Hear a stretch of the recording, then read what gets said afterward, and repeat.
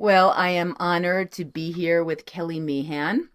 Kelly is a healing visionary, author of Notes from a Spirit Baby Medium, Everything You Need to Know About Spirit Baby Communication, a birth advocate, and a holistic mother to her sons, Rain and Forest. Her loving support and teachings focus on spirit baby communication in conception, energetic fertility wellness, intuitive health with medical intuition, pre-birth pregnancy communication, and sacred grief support in all areas of birth loss, miscarriage, stillbirth, termination, and newborn to toddler. Kelly understands how to listen to the unseen and deeply felt world of spirit baby and conscious parenting. Kelly is also the creator and host of Spirit Baby Radio podcast with over 222 episodes by August 2025. Welcome, Kelly. I'm so honored to have you with me. Thank you so much, Michelle, for having me. I know we've been doing a lot of awesome conversations. Yes, we have, and it was hard to hit that record button because I was so enthralled by everything you were telling me, and then I realized, well, recording it is probably the point. Yes, thank So you. I just want to jump right in and have you tell the audience what it is you do as a healing visionary and as a medical intuitive and just the whole healing Yeah. baby spirit kind of work. So I discovered at a very young age, I'm not kidding, probably like 15 years old, that I could do things that were different than other people. And the good thing on that was I never had parents that told me I couldn't be anything. They were just so involved in their own trauma. That was just kind of there. So there was no like, you can't be or do. And so I went on a long self-discovery for many years and I could, sense and feel and connect in a certain way. And then I started hands-on body energy work with just like literally people in my West LA apartments, like, come on the massage table, let's see what happens. And I discovered that people have information and I can hear the information. And I learned throughout the years how to articulate it and bring it forward in more of a structured language so people understand what's happening in their body and how to heal. And then I moved into this area that my specialty is conception, pregnancy, and birth loss. And in that, I do intertwine medical intuition, but I also have this high passion, which I call is for our own health intuitive is what I'm calling it. That we are our own medical intuitives. Like imagine that we are our own doctors. Ooh, that scares people, right? But how do we not have our own wisdom and what has happened through the collective over many lifetimes, right? In this reality that we've lost touch a lot with that. And the more that we come back, it can be very challenging, very painful, right? But with the more we come back, we get to really live a brilliant life, I feel like. And so medical intuitive came, I feel like it was always there, to be honest. And I decided to put it in more of a deeper structure of calling myself that and going through, I called it my internship, working with elderly adults, children, and just really advancing my own skills on my own. So I call myself like a natural medical intuitive. I just put my energy out there and just started working through it. And then I collaborated with my conception energy clients, but also I do it a bit separate too. Like if someone's like, hey, I have a health concern, or I have a family member, I typically get that with a lot of these conception men and women. It's like, hey, I have a family member. Can you like help us out and look at things? So I'm hoping I answered that question. Yes, absolutely. I think that medical intuition is such like a fascinating field that's only now kind of starting to really emerge. And as I was telling you before, when I was trying to figure out whether I had chronic Lyme, it was really only the two medical intuitives that both agreed that we were able to help me figure it out. And from there, I was able to go get treatment. But, wouldn't it be Um, nice if we had tests for things like this? Well, I know I belong to the National Organization for Medical Intuition, which is a new organization, and that's what they want to push for is really bringing in medical intuitives into higher medical, and a lot of them already do, and to give that information, to give that part, because you're not, somebody else recently just shared this with me too, what you're saying, like, thank goodness for this medical intuitive because they couldn't figure out what was happening, what was going on, what was the best plan to move forward. And I know in Carolyn Mace, which is world-renowned medical intuitive, and Dr. Norm Shealy, they wrote the books. They put this on the world map of medical intuition, but now it's changed a lot. And what I've discovered is everybody can be intuitive, but I guess medical intuition is very specific. And I don't want to say not everybody can do it. I think people are scared to do it. How about that? Like, can I have that much power, or can I know those things? Can I really see in that level? And so medical intuition, I'm hoping for the future it's restructured into a certain frequency space where it is more unacceptable. And because there are things medical intuitives we can do very quickly that physicians they may not be able to do, or they rely on the books so much, or they're like, let's look at the literature. And Carolyn Mace did talk about this with Dr. Norm in their book. And I mean, Dr. Norm's background is way impressive, and it's an amazing collaboration. That in his book they talked about the accuracy, actually. I can't remember the percentage, but it was like the medical intuitive and the physician, the medical intuitive is a little bit higher on the accuracy and the diagnosis, where, the greatness of the physician, he has to research through the books and look it over. Whereas the medical intuitive is just like, there it is. How about that? Let's look at that. Right. So then therefore, it's like, and then you're just using it. Like there's no, you're just kind of seeing where it goes. And yeah. For those of us who've really slogged through all these sort of various, chronic and mysterious illnesses, it'd be nice, like you said, if at some point there's almost a merger, and maybe some of the people who have the gifts that you have will also be able to go down the route of getting an MD, so that the job will be in a sense quicker, more efficient, more effective, and more heart-based. Yeah, there are some MDs. I'm trying to think. I don't know if she's an MD. I'm trying to think. There's two women that wrote books that were medical or doctors, where they were doing medical intuition with it. But here's the thing: in medical establishments have licensure and certain rules. So you'd have to like almost call yourself something different, because Correct. they don't collaborate in the same way in that sense. It's like they can work, it's like alternative medicine versus, it's like Western versus Eastern, right? Or I shouldn't say verse. Interesting, I said it like that. But but they're like, how do they collaborate together and still hold their own sense of whatever the rules are? Because the medical doctors have to follow a lot of licensure and rules and what they're allowed to do and not do. And this is why I didn't get I have a training in clinical psychology, but I didn't go forward with the full MFT, which is the marriage family therapy license, honestly, because my whole being was like, I felt like it was limitation, because then you have to follow their rules. And I was like, Right. I'm done following rules. I Yeah, I was like, agree. what does that mean? Like, you can still do the work and bring in beauty. I know a lot of I think nowadays we probably both know a lot of medical doctors that aren't licensed anymore, but practicing in a way with a different language, that they're bringing Correct. massive healing to people. Like, that's the new future.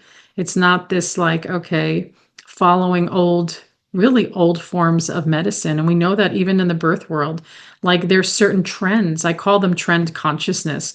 We see it like slogans, like, not to, I know I'm going to stir it up when I say this, but like, vaccines save lives. Like, what are these slogans?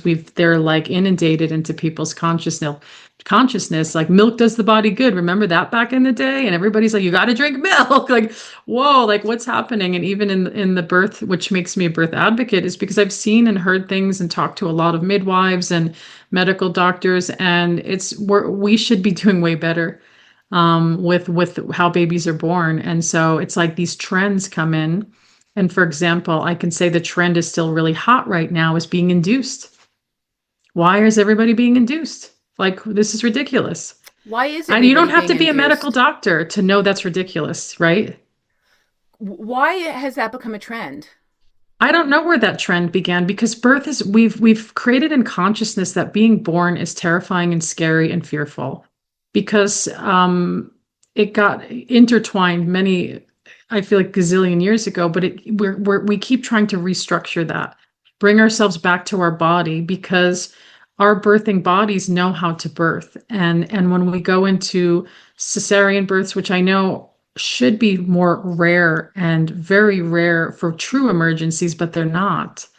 And every country has different like stats on that. But America's not on the top of mortality rates of mothers and babies. There, you think, oh, America's so smart. Like, no, like they're pretty bad on the list. And it's usually mothers that are dying, not the babies. And it's usually black and brown people. Like that's just how it goes.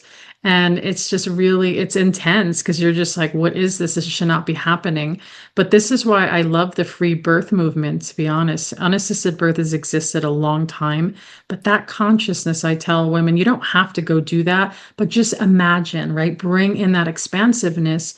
You know how to birth with your body and your baby. That's like, and birth is not without risk. I don't care what you say. Home birth is not more dangerous than hospital birth. I don't know the current stats on it now, but you go into a hospital birth, there's going to be intervention. You're going to have to keep fighting for no intervention. And it's very interesting because that's that energy, that's that space. So the trend right now, as I'm coming back to, is like, yeah, let's imagine what that would do to the consciousness of people. We're making them be born, right? Making them be born. What kind of imprint are we saying? It's like they don't even know how to be born. Yeah, and everybody's told a different tricking story. Oh, they had to be born because they're too big. And anyway, that's another myth, by the way. A baby is not going to grow into a body it doesn't know how to be born out of. It's not possible. And so women were tricked into that a lot. Oh, you're too small, you're too this. I was like, that is like, and I'm going to call it out. I'm going to call out the bullshit. Like, no. And everything about how we're born into this world is really important. Most people have very traumatic foundations. And then there's a lot of work to do to heal that. There really is. It's not just like, okay, that nervous system locks in your story and you're not verbal. You have no language for your own trauma until you're older. And then it shows up, honestly, as autoimmune disorders. I got to tell you, I didn't find out until recently from my older brother that I had had a birth trauma. I always knew that there was something that had set in very early on because my nervous system always, in looking back, in retrospect, was dysregulated. And my brother, one night, not long ago, said, yeah, when our mom was ready to give birth, we were, in our apartment in Brooklyn, and this is, 1970, and suddenly she started hemorrhaging, and her Mhm. placenta became detached. Oh, And, that's dangerous. he Yeah. was he was about 9 years old, so he was able to really in detail like recount his Mm. vision of it.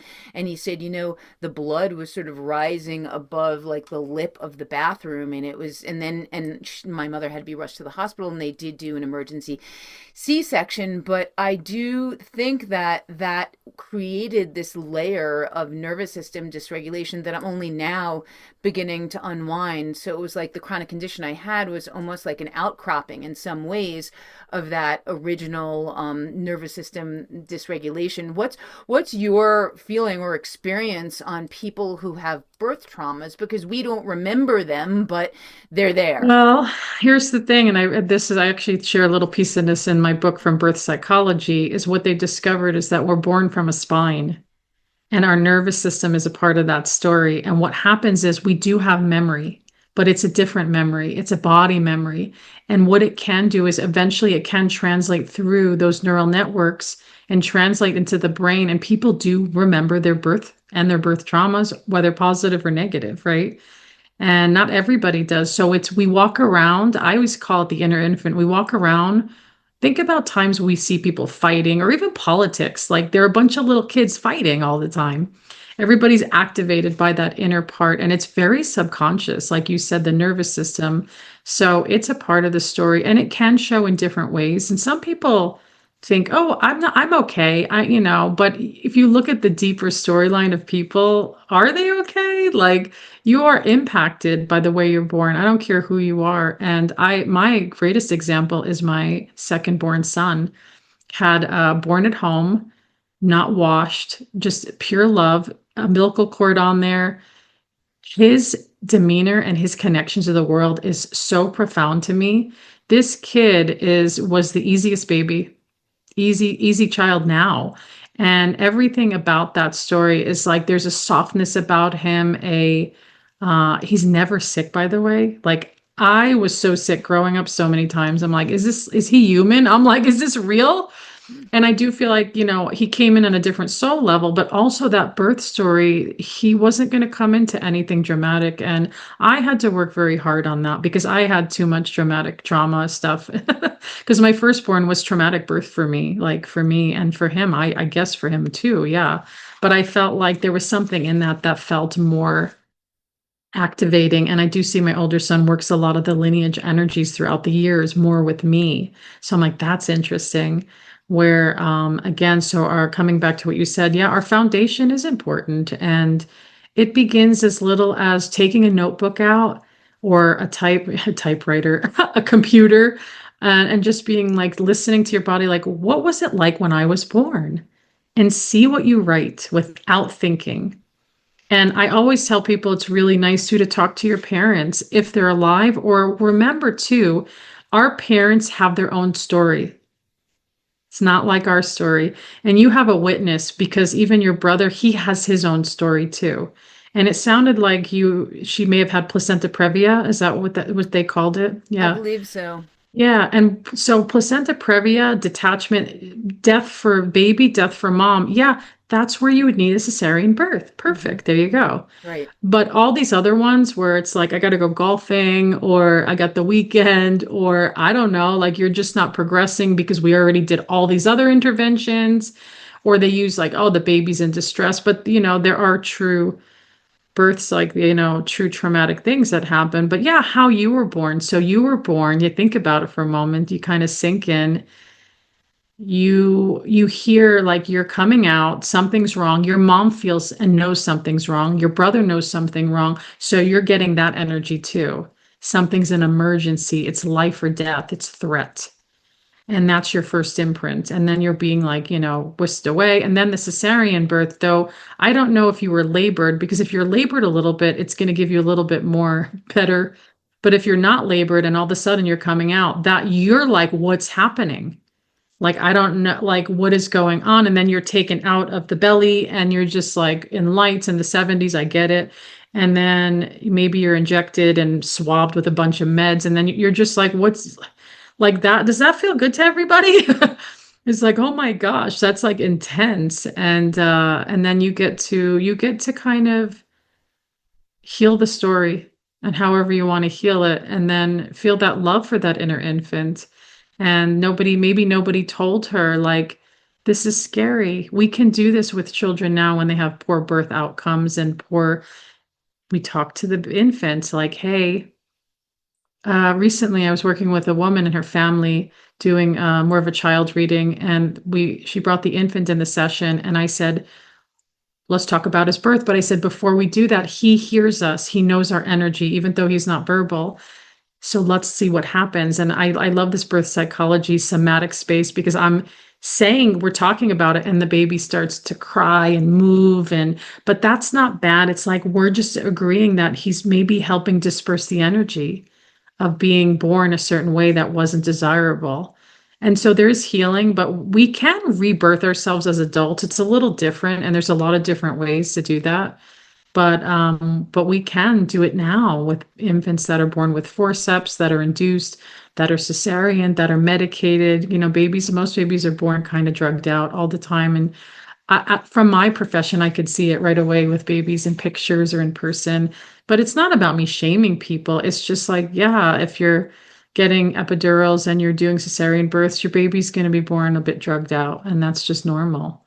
Um, Again, what is the consciousness of humans? But I do believe we can heal things, you Do you know? think that the consciousness of us as Westerners is expanding and expanding to understand? We've seen in the statistics very recently in the studies that unvaccinated children perform better than vaccinated children in terms of health outcomes. It's very difficult to be a young parent right now because there's so much pressure um, on the parents to do what is thought to be the right thing. But as we are morphing and changing, it appears from based on the studies that the infants can't always tolerate the level of adjuvants and excipients in these growing numbers of vaccines. Now, I know this is a very hot button, very political, very touchy subject, and I always say health should never be political. It's always about health, not about politics, and Mm. whatever is the best for the child's health, the baby's health, and our own health, I Mm. think is what really the road we should go down. How do you feel about that whole Well, I subject? mean, think about it. The schedule of can I say vaccines? I don't want to get you censored because I know YouTube won't let you say these things too much. We'll go to Um, Rumble. oh, there you go. Yeah. Back in the day there was like a few. Now I mean, I don't even know what the numbers are. It's just appalling and disgusting. And what it does is it takes away, not only can it, yeah, here's the thing. People don't understand that. And I know it sounds scary because it's like, oh, well, what about this disease? And, but we've been inundated. It's, remember I said earlier, vaccine saves lives, right? And I had this little kind of back and forth with this woman on Instagram. It makes me laugh because I'm like, I know she's fighting with me because of my title.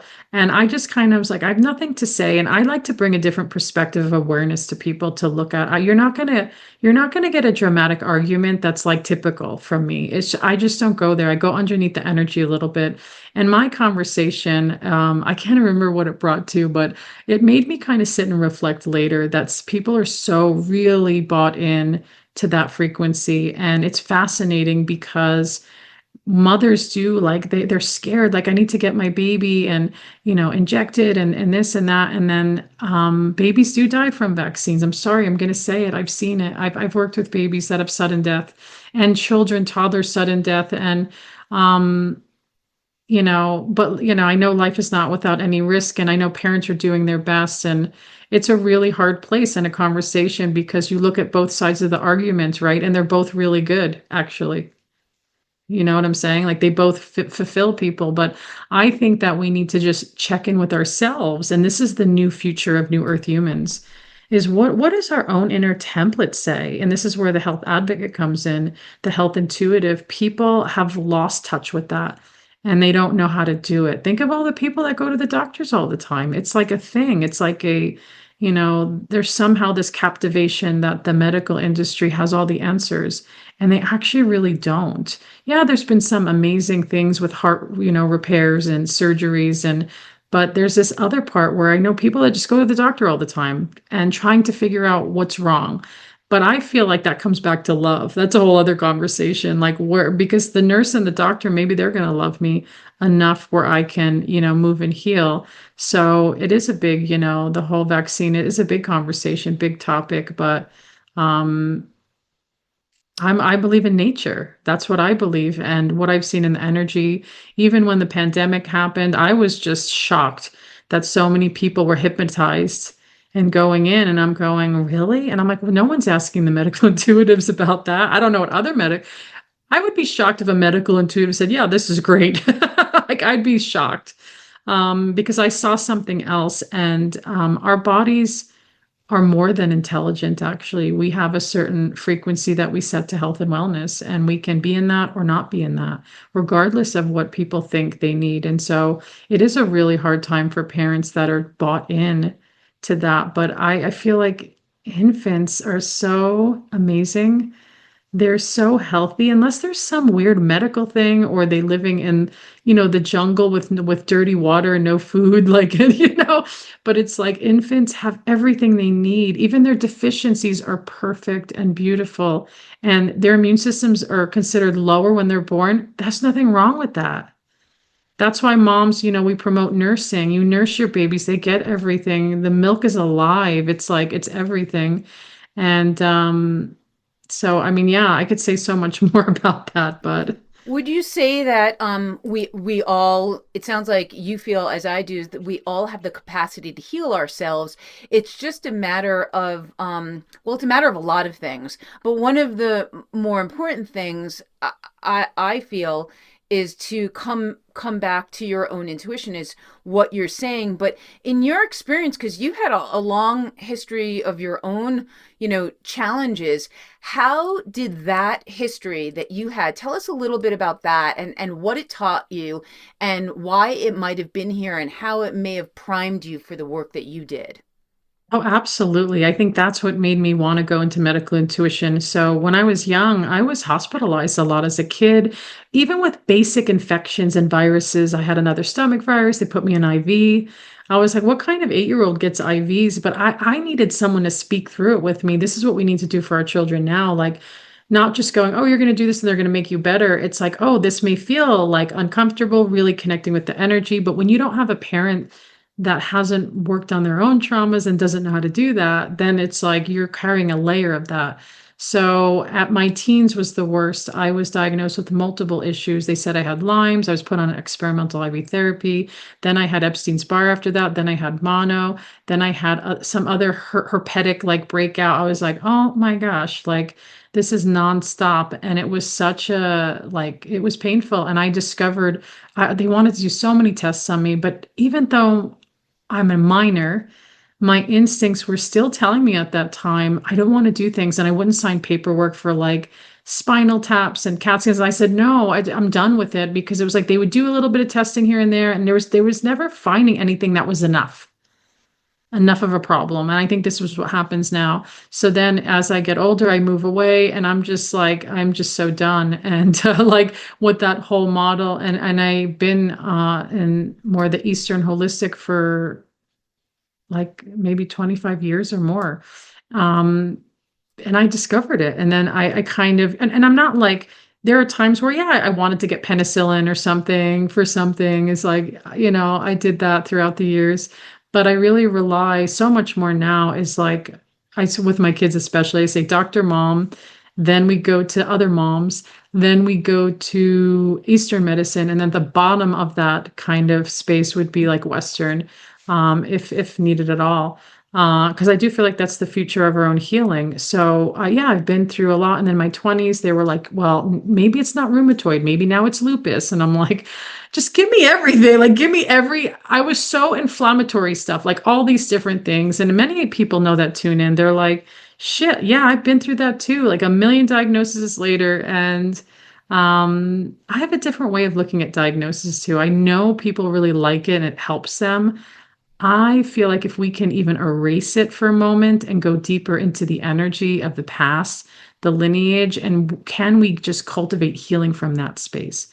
That is harder because there's an emotional, mental, energetic quality to it because we have to sometimes do certain levels of work. And a lot of people don't want to do it. I met, for example, this lady, she was cutting my hair, and she was telling me that her husband was having all these intestinal issues and he's going to go get these cameras put up there. And as soon as she said that, here's the bad thing about me, I can already feel the story through another person. I don't have to have the person there. And I'm already hearing a little bit of a story. And I'm like, come on, Kelly, don't go into that story.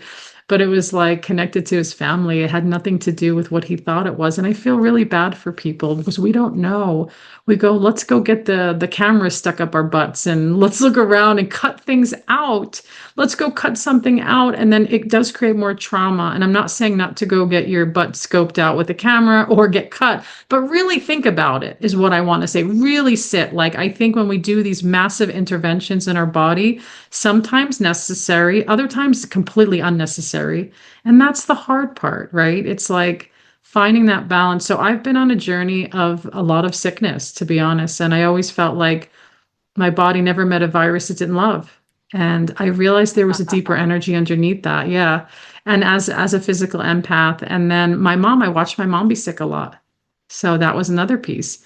She had brain tumor, she had a metal spine put in, her knees were blown out. She told me she had this autoimmune, this. She said she had cancer at one point, which I don't believe. She had mental illness, but yes, she had trauma that was unresolved trauma, and she became non-ambulatory. And then she finally left this world by accidentally setting herself on fire.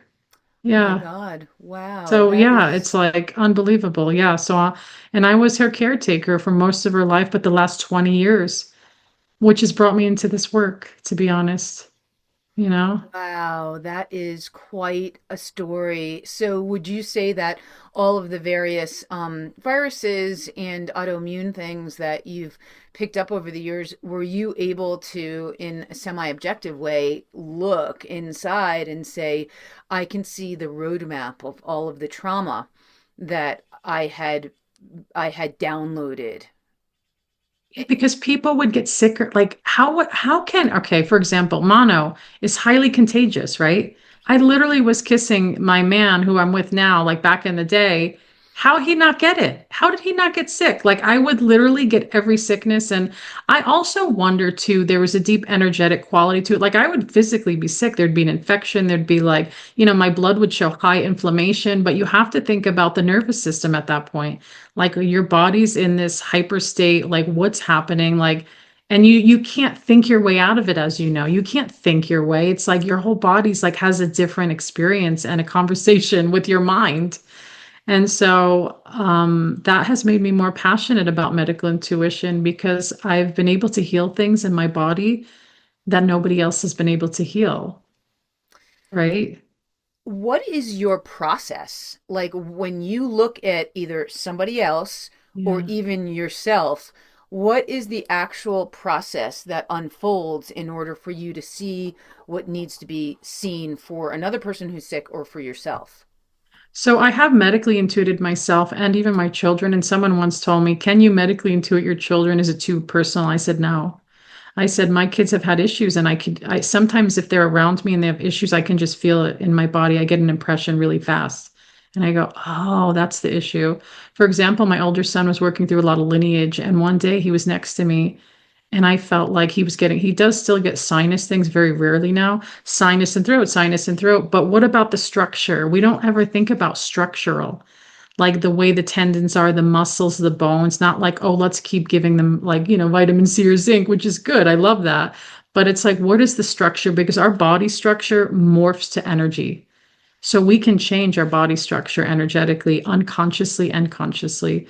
So my process is for many years, I've have a way of reading energy. So I can feel things into form is what I say. And some people will call that clairvoyance and clairsentience. And so I'm able to put things into form and words. And I just have skilled myself over the years because I've been doing this for so long. It's like second nature to me. It's like breathing. It's like you drinking a cup of water. It's just something I do now. And I have a process when I'm doing a medical intuitive scan for somebody. It takes a little work, but I have a paper, a notebook, and I draw a picture or I have an outline of a diagram of a body. And I like to I look at quadrants of the body and I start listening to their energy and I just start taking notes and coloring things in. And then I talk about it like, here's what come up. And a lot of times in the sessions, I get a lot of affirmation and accuracy because they say, yeah, that is happening. Or they go, oh, I didn't, oh, what's that about? And I'm very gentle about it. I'm not giving any super doom, like you're going to die. It's more of like, oh, there's an energy here that can be a problem. What can we do to work on it so it doesn't become a problem? And it's like, oh, I love to look at it from that perspective. And a lot of times there is past energies that come up. Here's what I believe and what I've learned about myself, and it's really powerful, is that anytime we have physical suffering or pain, it has nothing to do with the present timeline at all. It's all the past. So anyone that has deep levels of trauma, they're not living here. They're living in another kind of portal of energy. They're living in the past. And it's very unconscious. It's not like you chose or you want to. We have to sit in such deep, quiet spaces of our own self to hear these deeper things that want to emerge and how to restructure, how to surrender, and how to know that our own health reset inside us is always here. Think about it. You cut your finger, it heals, right? It's so beautiful what you're saying, and it's so important, and it cuts to the heart and soul of what Broken and Healed is about. Because when I set up Broken and Healed, I was, I guess, in my 11th year of, this medical trauma, but I was so wet. I was so much more healed. And what saved my life, I think, was this feeling deep down when I was in the throes of mercury induced dementia, where I really didn't know what was going on. Um, I had this little faint heartbeat something that you'd almost imagine seeing on a screen if you got an ultrasound, something really faint and far away. And what I was hearing in a muffled way was, you are healed, but you can't find it right now. And so Wow. I kind of followed that little Wow. That's crumb. powerful. Yeah. It saved my life. I mean, and again, it wasn't instantaneous. It took many years. And then the heartbeat would get a little louder, a little louder. I would do some modality, or I went to the jungle, or I would do a different medicine, and I would tap into something, and the heartbeat would get a little bit louder, and the color would get a little bit brighter. And now I'm finally in the place where the healed is so big and the broken is very, very tiny. So if any Yes. symptoms come up, I know that I can always tap back into the energy of the healed as opposed to the energy of the Yes. broken. And I think that's what you're talking about. And I would say, like, I would ask you, there's so many people listening who have spent now years with chronic migraines and chronic illness, and it's real, right? They go to the doctor, there's Yeah. a Lyme positive test, they go to the doctor, they test for lupus, it's positive. But like you, I believe Mm. there's really only like one illness, and it comes out in many, many different labels and forms, but it's always kind of just one, in a sense. And I would ask you as a professional, what can you tell people to give them that, sort of thread of hope that what we're saying actually has, has some teeth? I think it's amazing what you just shared. I really felt that connection, the whole, we just need even a speck of hope. Do you know what I'm saying? Like, Right. I've seen people go, cancer is very big right now. Every other person we know has some type of cancer, but cancer is healable, and we have to look at it as frequency. Just, I think a frequency disorder, a frequency illness. If we look at it from that perspective, we'll find more healing than we do through trying to do too many external physical things. People will come there. I already got messages about that. And when I was in Sedona, I didn't ask the universe for it. I was told something. And so I went, I don't think people are going to like that. And they said it will come. So I was like, okay. So in the future, we're going to see the energetic is going to be the only way that cancer will really heal. We can do all these physical things now and really work at it, but we know it's hurting people to break their immune systems down into nothing, and they're hard to survive through that. But that's a whole other conversation. Coming back to what you said, when you were just talking about that, I saw your whole body turn into ashes. Oh, wow. Yeah, and then I saw you like I was like, oh, everything that was before is burned away and the new part gets grown through, right? I have chills. And yeah, we just need a little bit of something. And so um I just, find that energy. Sometimes we can't find it in our own heart space. We can find it through practitioners, through healers, through friends, through family. Like if we can just get one energy or a few, it really makes a huge difference. We are a community of energy beings and we do need each other. So I'm not minimizing. Yes, you are the only one that can heal yourself. Nobody's going to heal you. No one's going to heal us. And that, like, if that brings up feelings, then there's something in the inner infant in that. But then there has to be that self-love discovery that we are our number one self-lover. Like, we can't have other people loving us is never enough. Like, we need our own. And then we build that energy around us. And so I think we've all had, as you shared, I had dark moments when I remember being 15 in the hospital, laying there. I was quarantined for high level of chickenpox. It was like beyond shingles. It was just, I was covered. And I remember laying there crying like this little tear, and my veins were burning, and nobody was really telling me anything. Nobody was loving me. They were like wearing masks, and I was shut in this room. And I remember laying there wanting to die, like wanting to die. And it makes me sad even saying that because I was Hmm. 15 years old, like, and who's there to love me and take care of me? My mom and dad came here and there, but I felt so alone. I needed more. And that story has that 15-year-olds, throughout the years has come back until recently. I found a different level of way to change it. And I was like, oh, but it's interesting. Some things will stay with us with layers, right? And so even though we are our own healers, having that love outside of us, it can push us to like, okay. And I do feel like people in the world now, we just want to be held, loved, and have compassion. Even if you're like going to the supermarket and, or you know, the neighbor, whatever, like, can we just kind of be still and connected and just share love because we love ourselves enough, you know? And so, you know, I'm sure it's different for everybody too, right? It's like, but again, And that love yeah. frequency is very distinct, the 527, I believe. Oh, I don't know with the sound, yeah, with the 527 or frequencies. 528 Yeah. hertz is the frequency of love, and my wife Kate bought me a little whistle that you can blow into, Oh, and I it's love actually that.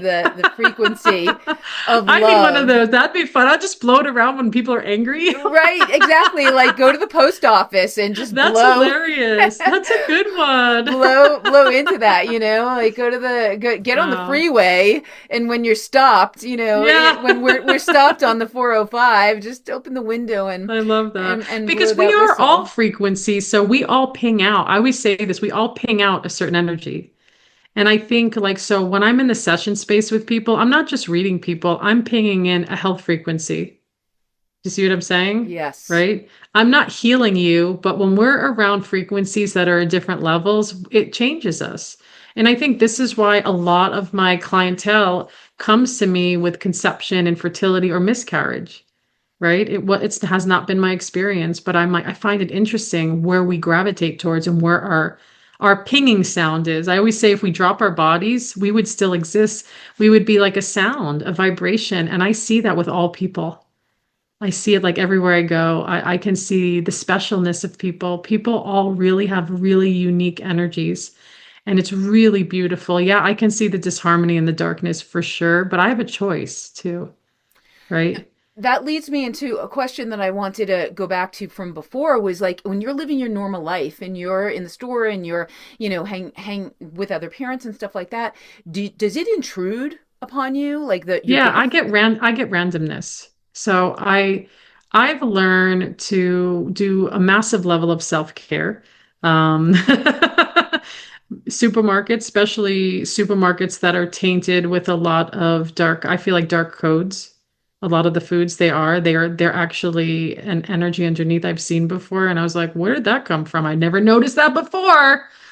I'm like, you know, but if energies are awkward or off around me, I just move away from them consciously and unconsciously, to be honest. Sometimes I don't know, and I notice I'll say or do something that then shifts me. I feel like we're on automatic instinctual pilot too. We don't always have to know and feel everything, but I do get information just, you know, scoop in the cat box, and I was told tsunamis are coming. I don't know why. I don't know. I was like, when, where, why, how? Why do I know that? And I try to be really I just try to stay grounded. What information do I need or not need? Sometimes I journal about things that come through if they feel more prophetic, and I just sit with it. Sometimes I share with one friend. It's nice to have at least one that almost kind of gets you, but I've given up on thinking that I need to be fully understood. It doesn't matter, right? It doesn't matter. Oh, that's a Yeah. liberating concept, because I think for a lot of us who've always felt different, and as you go through this evolution, where you're becoming more in touch with the unseen, you can feel like really kind of weird and isolated. So I Yeah. think that's a great um, teaching, is that we don't all have to be understood by everybody Yes. all of the time. And if we're not, that doesn't mean something's wrong with us. Exactly. So if I don't come to an agreement with that, I'm going to go like crazy, right? I'm like, everybody. And I realize it's okay. This is who you are, and you see things differently. And that's what you're bringing into this reality. That's your print to bring in whatever the next part is for everybody. So I joke with my husband. I'm like, when I start saying the other, like, it was not too long ago. I was like, when I start saying these things, he's like, I don't know. I'm just listening. Because he wants to be logical and rational about things, but he can't around me because he's seen too much credibility throughout the years of like, I don't know how she knows that, but she just does. Because we can't think, if we think so much about it, it doesn't live in thinking. That's what people don't understand. Imagine there's a whole other you in another energetic space that even science can't calculate. They don't understand that there is a whole other connection is where we create everything from. And so I know I'm not the only one. There's other energies doing it. Think about there's people out there, and I know this one is very controversial, that don't eat food or water. Isn't that amazing? And I said, I didn't understand it until recently. And I thought that's interesting. My energy, wherever I'm now, I understand that. And there's something about it that kind of fascinates me because and then someone will say, like my husband says, that's not possible. And I said, you don't understand. I go, it has nothing to do with the external reality. They're in a frequency that doesn't rely on that. And they're into this world too, because we're multidimensional. We can be in many places at once. So those that are tuning in and saying, wow, I'm really suffering. What if your illness lived outside of your frequency? You don't have to mentally tell it to go away. You just go, okay, migraines, okay, rheumatoid, you're going to go on the other side of the house and sit on the other side of the fence. I'm not going to even look at you or listen to you. And just play around with that. Like it sounds weird, but again, like we can embody so many illnesses and sicknesses, but they never manifest. So let them live all around you, but you don't have to be a part of them. How about that? Is that like in practical terms for somebody listening who's, dealing with something pretty gnarly, pretty chronic? Would you say that is kind of like don't engage with it in some way? Because that I think is Yeah, and engagement is a part of it because believe me, like I've had to work with a somatic therapist. I romance my physical chronic pains, like to the point where I'm like, this is not good and healthy. For me, it's a lineage connection. And I was like, I can't do this anymore. This is exhausting. And something shifted in me because we're allowed to go, we have to go into ourselves with our chronic, our diseases, and then really sit in there and like just let a lot of things come through. Because like you were saying earlier, like, how you change, you go, oh, I got, I went to this and I went to that. We have to meet where we are. And so, if I was suffering, yeah, I would try everything as I have.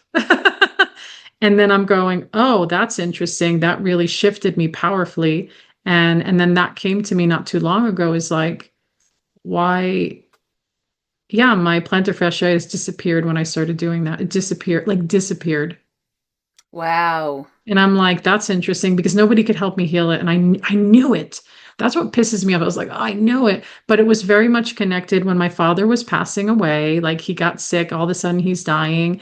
And I had this terrible pain in my right leg. And I'm like, what is this? I did acupuncture, bloodletting. I did massage, everything. And I looked at my leg and I was thinking and sitting in my heart space. And I'm like, this is not my physical body. So if it's not my physical body, then what is it? It's something else. Wow. And how to heal that something else, I wasn't sure because I was like, my mental energy, my mind was trying to figure it all out. So then I said, it's going to go away once my dad passes and I don't have to deal with that stress anymore because watching someone die and is a horrible feeling. It's horrible. And I gotta drink some water, sorry. And it didn't just like disappear in a second. But I went through another kind of body morphosizing energy that pushed me into a deeper lineage. And then all of a sudden, I'm not kidding, one day it was just gone.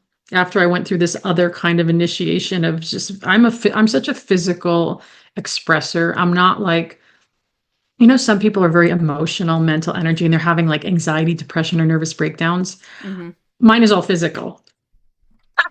I don't think one is better than the other. I'm just dealing with the limping or like something doesn't work or there's just some body thing in there.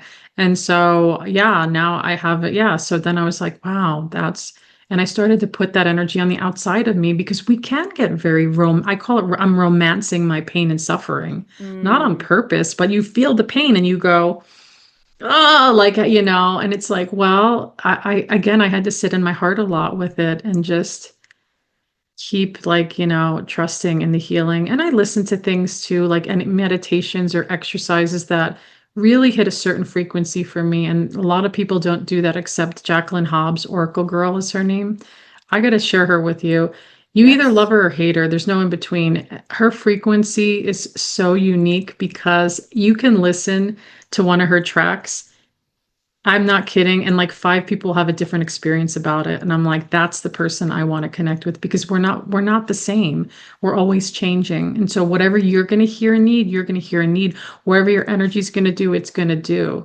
Again, some people I get they either hate or love her, but that helped me a lot too. Again, remember we need each other, you know? It's, you know, you're really bringing up some fascinating points, and I feel like we're going to have to come back and do a part two.